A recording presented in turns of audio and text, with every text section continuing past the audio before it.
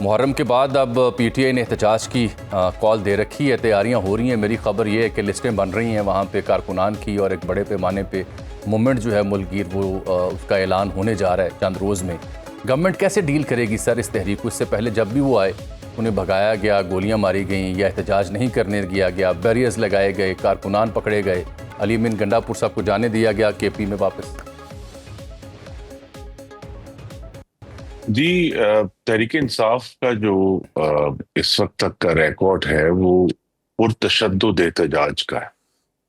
تو اگر تو وہ ڈیمونسٹریٹ کریں، اور ان کو مثلا اگر اسلام آباد میں پہلے بھی وہ سنجانی میں جلسہ اگر کرنا چاہتے ہیں تو کر لیں، پرامن طریقے سے رہیں اور بات بھی پرامن کریں۔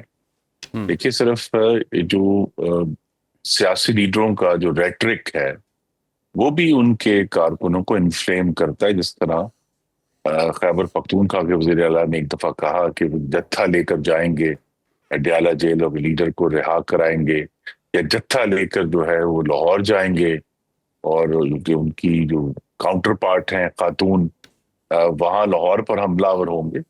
تو اگر تو ان کا ریٹرک اور ان کی جو ہے وہ ضرور حکومت پر تنقید کریں، اپنے مطالبات رکھیں، لیکن اگر وہ ایک ریکارڈ قائم کرتے ہیں کہ وہ پرامن احتجاج کر سکتے ہیں، اور تو ضرور وہ احتجاج کریں۔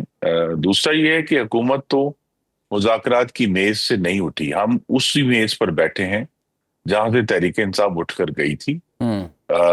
مجھے توقع تو ہے کہ اگر وہ منطقی بنیاد پر سوچیں گے تو انہیں اندازہ ہوگا کہ ان کو کتنے بڑے نقصانات ہوئے ہیں مذاکرات کی میز سے اٹھ کر جانے کے۔ لیکن اگر اب بھی وہ مذاکرات شروع کرنا چاہیں، اور مذاکرات ہونے چاہیے پاکستان کے عوام کے مفادات کے لیے، عوام کی فلاح کے لیے، ہماری جو جمہوریت کے جو بھی حالات ہیں اس وقت اس میں بہتری کی طرف جانے کے لیے، اگلے انتخابات کو شفاف بنانے کے لیے، عوام کے اوپر جو ایک معاشی مشکل ہے اس کا حل اگر ان کے پاس کوئی موجود ہے، ہم سننے کے لیے تیار ہیں۔ تو بھی اگلے روز رانا ثناءاللہ صاحب سے بھی یہی بات ڈسکس کی گئی کہ یہ جو حکومت کی مذاکرات کی پیشکش ہے، کیا نرمی سے تعبیر کیا جا سکتا ہے گورنمنٹ کی اپروچ میں؟ تو انہوں نے کہا ہاں اسے کیا جا سکتا ہے۔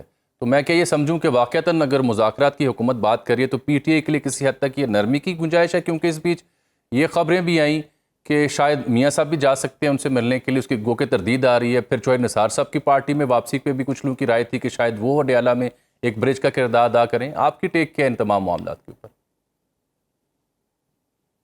جی، یہ تحریک انصاف جو ہے وہ سیاسی جمہوری عمل کو نرمی سمجھتے ہیں، کمزوری سمجھتے ہیں، ملی بھگت سمجھتے ہیں۔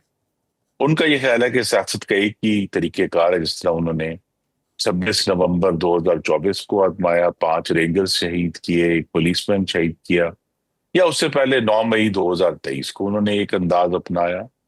تو ان کا تو یہ خیال ہے کہ سیاست اور جمہوریت جو ہے وہ بڑکے مارنے کا اور پرتشدد احتجاج کا اور توڑ پھوڑ کا اور آگ لگانے کا نام ہے۔ اور جب بھی وہ کوئی پرامن گفتگو ہوتی ہے کہ جی پارلیمان میں بیٹھ کر بات کرے، تو وہ کہتے ہیں یہ کیا مذاق ہے بھائی، یہ گفتگو کیسی سیاست ہوتی ہے؟ تو ان کو میری یہ توقع ہے کہ جو پچھلے 1.5 سال کا تجربہ ہوا ہے انہیں اندازہ ہوگا کہ اگر انہیں آگے بڑھنا ہے، قوم نے بھی آگے بڑھنا ہے، اور خیبر پختونخوا میں رہنے والوں کی زندگیاں اگر انہیں بہتر کرنی ہے تو پھر انہیں سیاسی اور جمہوری طریقہ آزمانا پڑے گا۔ اور اس میں یہ بھی بات شامل ہے کہ اگر ان کی یہ گردان ہی رہے گی کہ وہ صرف اسٹیبلشمنٹ سے بات کریں گے، تو یہ بات پھر ظاہر کرے گی کہ ان کا پاکستان میں جمہوریت میں یا کسی بھی طرح جمہوریت کو بہتر کرنے میں کوئی انٹرسٹ نہیں ہے۔ وہ صرف اپنے اقتدار کی جو جنگ ہے وہ لڑنا چاہتے ہیں، اور اس کے لیے وہ بضد ہیں کہ انہوں نے صرف اسٹیبلشمنٹ سے بات کرنی ہے۔ اگر وہ واقعی سنجیدہ ہیں ملک کو آگے لے کر جانے میں، پھر انہیں اپنی جو کولیگ سیاسی جماعتیں ہیں پارلیمان میں ان سے بات کرنی۔ ویسے خرم صاحب، ماضی قریب میں نون لیگی بھی تو اسٹیبلشمنٹ سے ہی بات چیت ہوئی تھی نا، یا نہیں ہوئی تھی؟ جی، وہ جو بھی ایک گفتگو یا انڈرسٹینڈنگ ہوئی تھی، لیکن اس کا جو عمل تھا وہ آئینی اور جمہوری تھا۔ یعنی جو آپ نے دیکھا کہ ایک پورا آئینی عمل ہوا پاکستان کی تاریخ میں، پہلی دفعہ ایک حکومت کو، وزیر اعظم کو جو ووٹ آف نو کانفیڈنس کے ذریعے اتارا گیا، سب کے سامنے وہ عمل ہوا، ہم سب نے دیکھا، میں نے بھی ووٹ اس میں دیا تھا۔ تو لہذا وہ جو اگر پروسیسز کا جو رزلٹ ہے وہ آئینی اور جمہوری ہے تو کھل کر بات کریں اور آئے ہم ہمارے پاس آ کر بیٹھیں. اور یہ جو کہنا ہے کہ یہ جو گفتگو کرنی ہے اسٹیبلشمنٹ سے، یہ کبھی بھی اسٹیٹڈ ایجنڈا نہیں ہو سکتا کسی جماعت کا. اچھا وہ یہ اصرار کر کے اس بات پہ اپنے جو غیر جمہوری طریقہ کار ہے سیاست کا اسی کو کنفرم کر رہے ہیں بار بار. ٹھیک. اچھا خرم صاحب، یہ ویسے کبھی سوچ آئی تھی، یہ جو خبروں کی تردید بھی آگئی کہ میاں صاحب بھی جا سکتے ہیں اڈیالہ، ملک کی وسیع تر مفاد کی پارٹی کے اندر واقعی کوئی بات ہوئی، کوئی سوچ آئی؟ میرا نہیں خیال جی.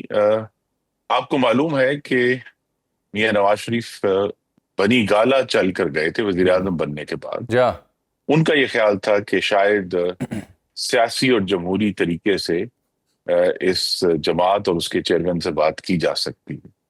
لیکن پھر انہوں نے جب دھرنا کیا 126 دن کا، اور جس قسم کی انہوں نے لانتیں بھیجی پارلیمان پر، سیاسی پروسیس پر، سرکاری اہلکاروں پر جس طرح کی بڑکیں ماری، 150 سے زائد اسلام آباد پولیس کے اہلکاروں پر تشدد کیا، ہڈیاں توڑی بلکہ ایک افسر کی بھی، اور بار بار جو ہے وہ اپنے لوگوں کو چھڑایا.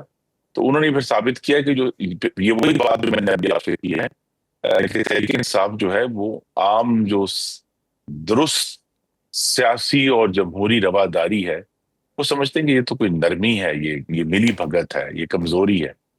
اگر ابھی بھی انہیں یہ بات نہیں سمجھ آئی تو میں نہیں سمجھتا کہ کب سمجھ آئی. شعیب نثار صاحب نون لیگ میں واپس آ رہے ہیں یا انہیں کسی اور مشن کے لیے اڈیالہ بھیجنے کی بات جو ہو رہی تھی وہ درست ہے؟ جی نہیں، ابھی یہ بات بالکل قبل از وقت ہے. پارٹی کے اندر بھی اس میں کوئی تفصیلی ڈسکشن نہیں ہوئی. آنے والے دنوں میں جب اس پر کوئی گفتگو ہوگی یا جو قریبی ذرائع ہیں وزیر اعظم کے، وہ اس پر آئی تھنک بہتر تجزیہ اور آپ کے کامنٹ دے سکتے.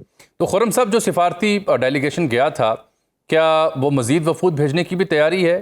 اور آپ نے ایک دفعہ میرے پروگرام میں کہا مزید وفود گئے تو اس میں پی ٹی آئی حصہ ہو سکتی ہے. کیا ہماری جو سفارتی مہم تھی رک چکی ہے؟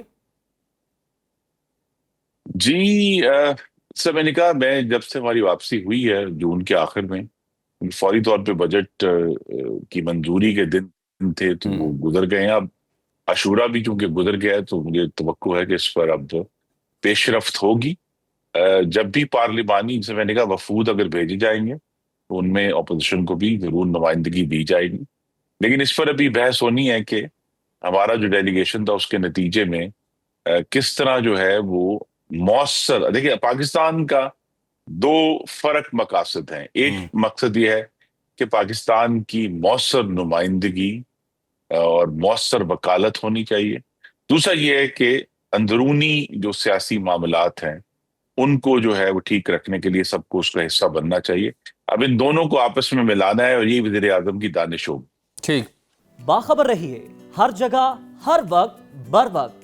ابھی سنو نیوز کا یوٹیوب چینل سبسکرائب کریں اور بیل آئیکن پر کلک کریں اور جانیے ملکی اور غیر ملکی حالات و واقعات یقین کے ساتھ.